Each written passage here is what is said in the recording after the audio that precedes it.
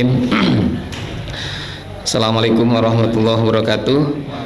Kita lanjutkan pembahasannya, yaitu zawajuhu sallallahu alaihi wasallam minas sayyidah Khadijah radhiyallahu anha.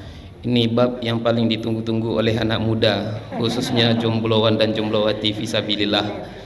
Bab pernikahannya Rasulullah sallallahu alaihi wasallam dengan Sayyidah Khadijah radhiyallahu anha.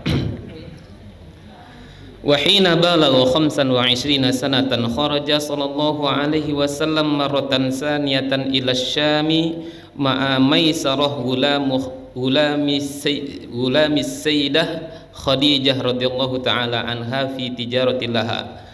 Ketika umur Rasulullah sallallahu alaihi wasallam menginjak pada usia yang ke-25 tahun, Rasulullah Shallallahu Alaihi Wasallam berangkat di kali yang kedua ke tanah Syam bersama Maisarah yang merupakan budaknya Siti Khadijah radhiyallahu anha untuk membawa barang perniagaannya. Kita mungkin mengira Maisarah ini perempuan, tapi sesungguhnya Maisarah itu adalah laki-laki.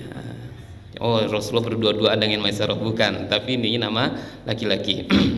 Falamma wasala ila Busra, maka tatkala sudah sampai ke Busra, seperti yang diceritakan pada bab yang sebelumnya oleh guru kita Ustadz Arnaf, nazala tahta zillu syajaratin qariban min Sawma'ati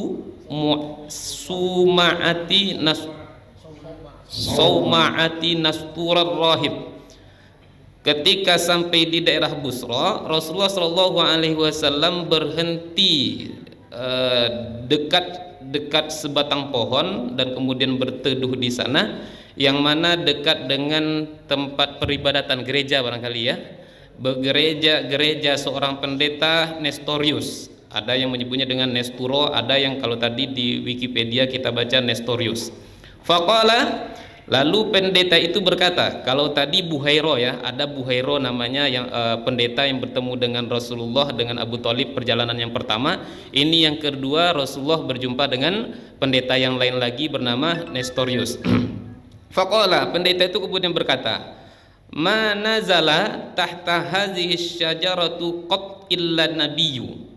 Tak ada yang berhenti di bawah pohon ini melainkan seorang nabi. Artinya apa? Yang berhenti, yang berlindung, yang berteduh di bawah pohon itu adalah seorang nabi.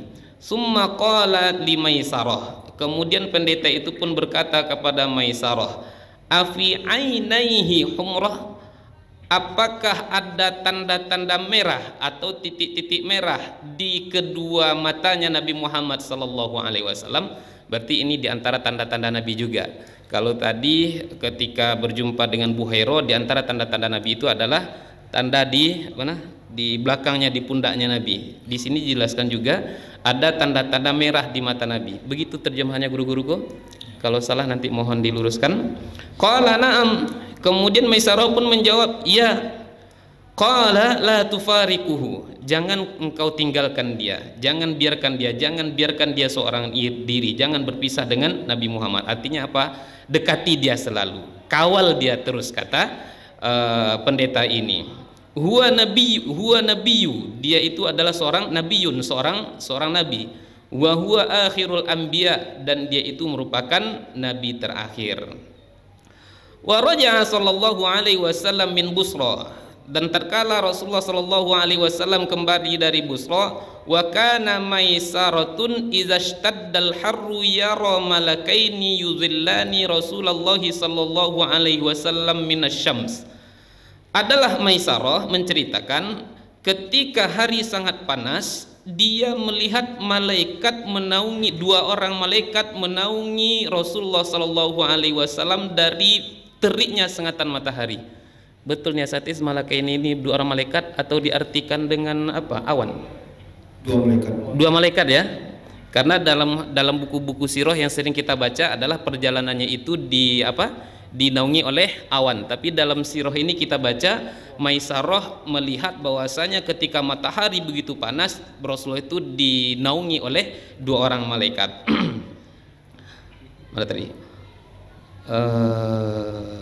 Faba'u tijaratahum wa rabihu di'fa ma kanu yarbihuna. Kemudian Rasulullah Shallallahu Alaihi Wasallam membawa perniagaannya Khadijah tadi, kemudian balik dengan membawa keuntungan yang berlipat ganda. Falamma roja'u wa dakhala Nabi Sallallahu Alaihi Wasallam Makkah, tatkala Rasul mereka kembali dan Nabi Muhammad Sallallahu Alaihi Wasallam masuk menuju tanah Mekah Al-Mukarramah, ra'athu sayyidatu Khadijah radhiyallahu taala anha wal malakani yuzillanihi. Ketika Rasulullah Shallallahu Alaihi Wasallam masuk ke tanah Mekah, lalu Rasulullah dilihat oleh Siti Khadijah, dan kemudian Siti Khadijah pun melihat bahwasanya ada 2 orang malaikat yang menaungi Nabi Muhammad Shallallahu Alaihi Wasallam. Fa'arathu nisa'aha, maka kemudian Khadijah memperlihatkan, menceritakan tentang Nabi Muhammad kepada wanita-wanitanya. Maksudnya di sini adalah Khadijah melihat hal-hal seperti ini, kemudian dia sampaikan kepada komunitasnya lah barangkali ya. Komunitas, kalau di sini ada Nusaibah, ada Mispetah, ada komunitas akhwatnya diceritakanlah oleh Rasulullah. Tapi tepatnya ketika itu oleh Khadijah ketika itu bercerita kepada teman dekatnya, teman yang paling dekat yang sering nongkrong, sering ngopi dengan dia, yaitu Nafisah. Ini teman curhatnya Khadijah bernama Nafisah. Wa akhbarohan Nabi Sallallahu Alaihi Wasallam, lalu kemudian Nabi Muhammad Sallallahu Alaihi Wasallam menceritakan kepada Khadijah birribihi, dengan keuntungan yang didapat ketika membawa perdagangannya. Wa akhbaroha gulamuha, dan pun menceritakan ke Maisarah tadi Maisarah pun menceritakan kepada Khadijah bima ro'a wa bima akhbarahu rahibu Nasturo, dengan apa yang dia lihat dan dengan apa yang disampaikan oleh pendeta Nesturios tadi. Wa kana dzalika ba'itsu sayyidah Khadijah radhiyallahu taala anha fi tazwijiha, dan itulah diantara sebab yang membuat Khadijah begitu ingin menikahi Rasulullah Sallallahu Alaihi Wasallam. Artinya ketika itu karena kejujuran Rasulullah, karena amanahnya Rasulullah, kemudian banyaknya perdagangan, kemudian ada tanda-tanda kenabian yang diceritakan, membuat Khadijah pun jatuh cinta.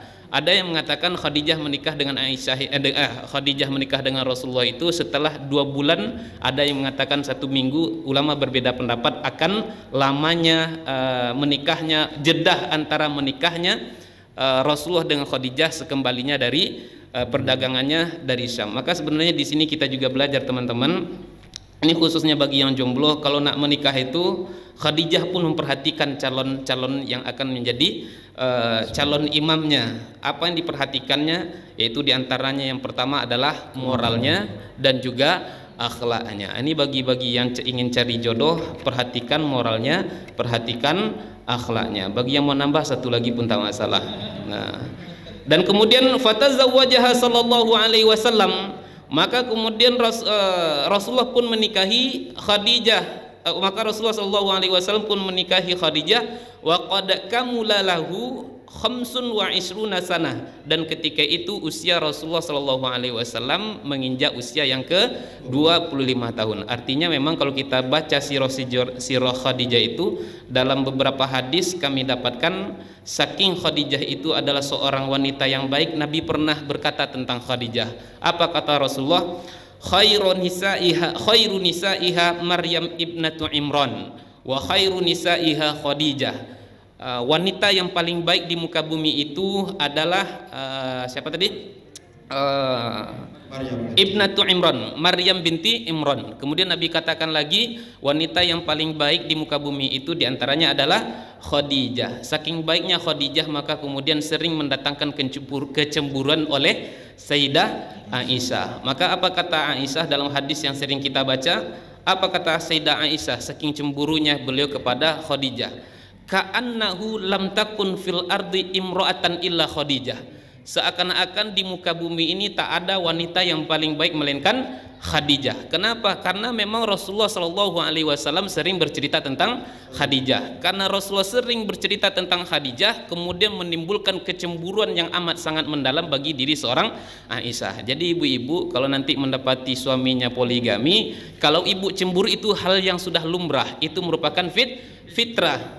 Cemburunya Aisyah luar biasa. Pernah ini dalam hadis yang panjang dijelaskan, suatu ketika Rasulullah itu sering membuat makanan hidangan. Kemudian satu ketika dijelaskan Rasulullah itu menyembelih seekor kambing. Setelah disembelih, setelah dimasak, kemudian Rasulullah mengatakan arsilu ila ahli Khadijah. Ini makanan ini tolong diberikan kepada keluarganya Khadijah. Lalu apa kata Aisyah? Khadijah lagi kata dia. Kemarin dah Khadijah, hari ini dah Khadijah, besok Khadijah lagi. Makanya tadi keluar bahasa seakan-akan tak ada di muka bumi ini kecuali Khadijah. Maka mendengarkan kalimat itu sempat pun Nabi pun marah. Bagaimana aku tak menyebut Khadijah? Bagaimana mungkin aku tak bisa mencintai Khadijah? Kenapa? Dia beriman kepadaku di saat orang-orang mengingkariku. Dia memberikan hartanya kepadaku di saat orang-orang menahan hartanya daripadaku. Dia memberikan anak kepadaku di saat tak ada wanita yang lainnya memberikan aku seorang anak pun. Kita tahu bahwasanya Rasulullah punya anak hanya dari Siti Khadijah radhiyallahu anha. Maka di sini juga bisa kita ambil pelajaran, wanita kalau cemburu bisa hilang akalnya, Pak. Wanita kalau sudah cemburu bisa hilang akalnya. Jadi bapak ketika mendapati hal-hal seperti itu, contoh, wah ini SMS dari siapa Pak? Ini telepon siapa Pak? Tengah malam nelpon, sering hilang akalnya seorang wanita, karena itulah fitrahnya seorang wanita. Jadi tak perlu pula bapak nanti marah-marah, ibu nanti marah, ibu banting handphone, bapak bisa marah lagi, bukan handphone yang dibantingnya, pintu dibantingnya. Kalau bapak dah marah bukannya hanya kuncinya, engsel-engselnya tanggal sekalipun. Bapak ibu yang dirahmati Allah. Kita lanjutkan sedikit lagi. Habis ya? Hah? Satu paragraf lagi. Oh, saking semangatnya. Walamma balagha sallallahu alaihi wasallam 35 sanatan banat Quraisyul Ka'bah. Ketika usia Rasulullah menginjak pada tahun yang ke-35, ketika Rasulullah berusia 35 tahun, maka orang kafir suku Quraisy pun membangun Ka'bah. Wadzalika anna babaha kana bil ardi, dan hal itu karena pintunya dekat dengan tanah. Begitu guruku? Maksudnya pintu masuk ke dalam Ka'bah itu rendah, maka kemudian diperbaiki.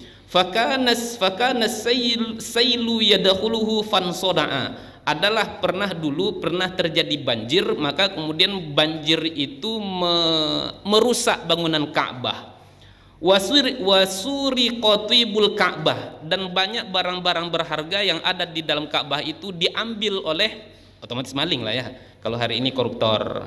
Diambil barang-barang berharga yang ada di dalam Ka'bah.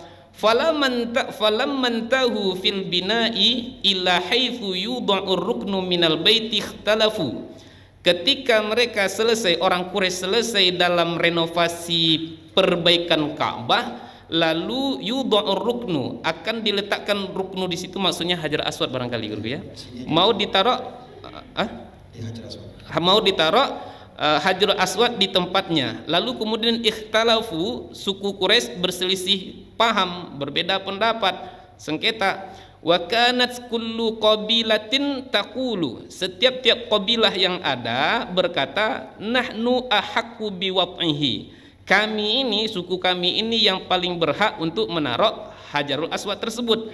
Hatta hammu bil qitali, sampai-sampai mereka ingin menumpahkan darah, hampir terjadi perperangan, pembunuhan. Summat tafaku, kemudian mereka bermusyawarah dan bersepakat. Hasil dari musyawarah mufakat mereka itu, ala ayyaj'alu bainahum awwala man yadkhulu min babi Bani Syaibah hakaman yaqdi bainahum. Kesepakatan mereka yaitu bahwasanya nanti yang paling berhak untuk menjadi hakim, yang paling berhak untuk meletakkan batu Hajarul Aswad itu adalah, yaitu orang yang paling pertama masuk ke masjid dari bab Bani Syaibah. Fakana sallallahu alaihi wasallam awwalu dakhilun.